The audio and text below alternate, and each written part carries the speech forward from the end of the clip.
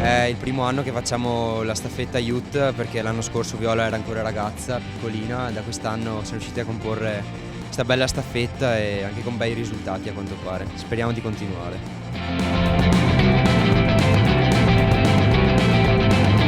Sono uscita bene dal nuoto, poi in bici non sono riuscita a agganciarmi al gruppo davanti e sono rimasta con un gruppetto dietro e poi si è formato un gruppo abbastanza grande e poi a piedi ho patito un po' il caldo.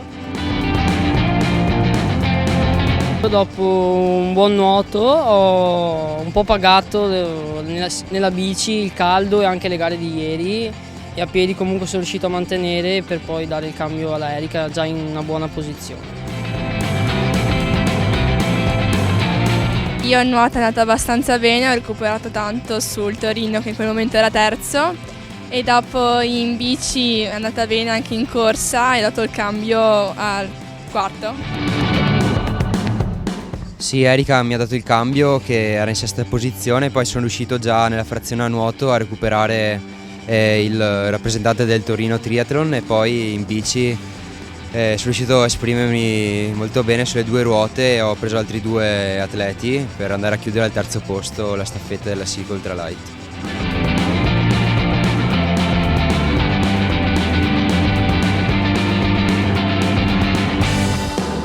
Adesso comunque è sempre divertente e bello gareggiare con la propria squadra, perché non conti solo su te stesso ma anche sugli altri.